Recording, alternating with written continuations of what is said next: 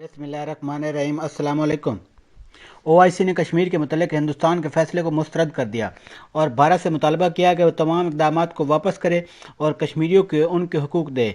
जबकि भारत ने ओआईसी के इस फैसले को तनकीद का निशाना बनाया है। भारत और पाकिस्तान ने ओआईसी के इस करारदाद के बाद एक दूसरे के साथ तिजारत को मुअत्तल कर दिया है और अल जज़ीरा की रिपोर्ट के मुताबिक भारत और पाकिस्तान ने एक दूसरे पर दखल अंदाजी के इल्ज़ामात लगाए हैं और दोनों ममालिक के दरमियान हालात कशीदा हो रहे हैं। ओआईसी ने पाकिस्तान और कश्मीरियों के हक में बहुत बड़ा फैसला दिया है, जिससे पाकिस्तान के मौक़िफ़ की जीत हुई है और भारत को ओआईसी में पसमाई का सामना करना पड़ा। ये पाकिस्तान के लिए एक बहुत बड़ी सफारती कामयाबी है। मज़ीद डिस्कस करने से पहले नए आने वाले दोस्तों से गुजारिश है कि मेरे यूट्यूब चैनल को सब्सक्राइब कर लें और बेल आइकन पर ज़रूर दबा दें। जिसके बाद भारत की चीखें निकलना शुरू हो चुकी हैं। खित्ते के हालात बदल रहे हैं। एक तरफ ईरान और इसराइल के दरमियान कशीदगी में इजाफा हो चुका है। मोहसिन फ़खरीज़ादे के कत्ल का ईरान ने बदला लेने का ऐलान किया है। मोहसिन फ़खरीज़ादे के कत्ल के बाद ईरानी कुद फोर्स के एक अहम कमांडर को भी ड्रोन हमले में हलाक कर दिया गया है। अभी तक किसी ने भी इस हमले की जिम्मेदारी कबूल नहीं की है, लेकिन समझदारी से ईरान इसराइल को निशाना बनाएगा। ईरान बराह रास्त जंग का आगाज़ नहीं करना चाहता, लेकिन ईरान समझदारी से इसराइल को किसी ऐसी जगह निशाना बनाएगा जहां से उसको पता भी नहीं चलेगा। इसराइल और भारत किसी भी तरह ईरान, अफगानिस्तान और पाकिस्तान के हालात को ख़राब करना चाहते हैं। इसराइल और भारत ईरान से जंग को अफगानिस्तान और अफगानिस्तान से उस जंग को पाकिस्तान में लाना चाहते हैं ताकि सी पैक को सबूताज किया जा सके और चीन की जो पाकिस्तान के अंदर सरमायाकारी है उसको ख़त्म किया जा सके, क्योंकि इसराइल, अमेरिका और भारत जानते हैं अगर सी पैक कामयाब हो गया तो पाकिस्तान बहुत ऊपर चला जाएगा। पाकिस्तान की इकानमी बहुत ज़्यादा मजबूत हो जाएगी, जो कि इसराइल, भारत और अमेरिका को बिल्कुल भी पसंद नहीं है।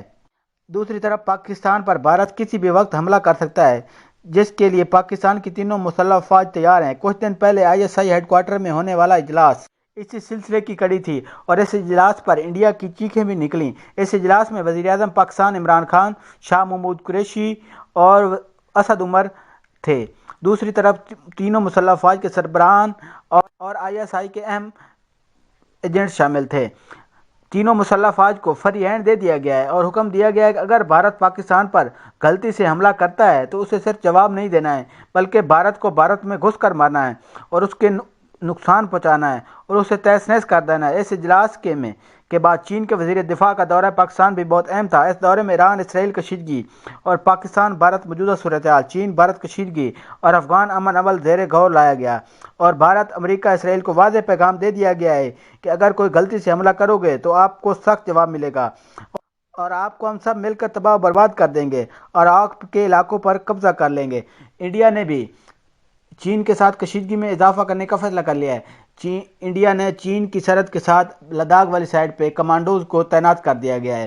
तो दूसरी तरफ पेंगोंग से झील की तरफ चीन ने भी कमांडोज तैनात कर दिए गए हैं। खित्ते के हालात बिल्कुल कशीदा हो चुके हैं।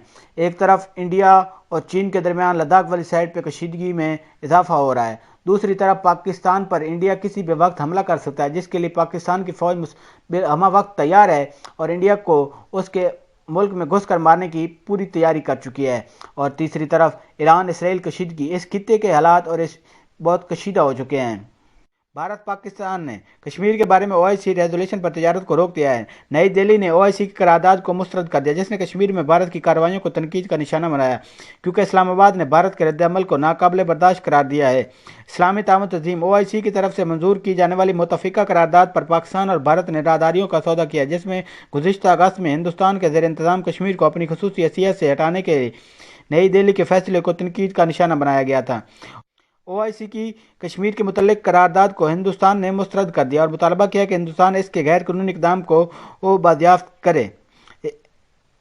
अक़वाम मुत्तहिदा ने भारत के हकूक़ कारकुनों की गिरफ्तारी पर तशवीशनाक गैर सरकारी तंजीमों पर पाबंदी आयद कर दी। कश्मीरियों ने ज़मीनों पर कब्जे को रोकते हुए जब भारत ने नए कवानीन पर अमल दरामद किया है, भारत ने पाकिस्तान को दहशतगर्दी की माली एयानत से मुतल्लिक़ इल्ज़ामात की तरदीद कर दी है।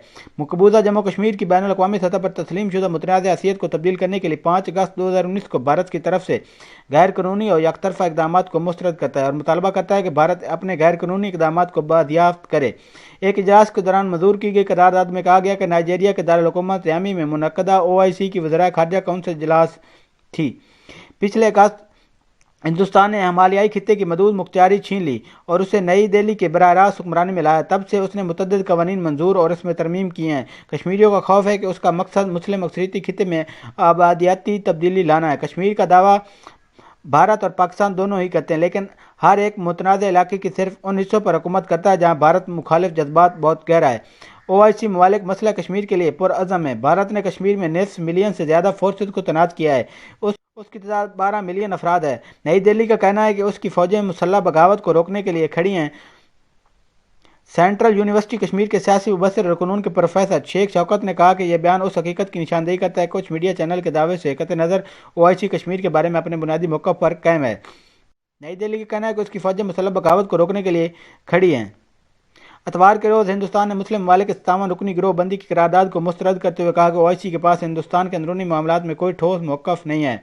ہندوستان کی وزارت خارجہ امور نے کہا OIC کے ذریعے منظور کردہ قراردادوں میں ہم بھارت کے حقوق، غلط، غیر منقول اور غیر تصدیق شدہ حوالوں کو سختی اور واضح طور پر مسترد کرتے ہیں۔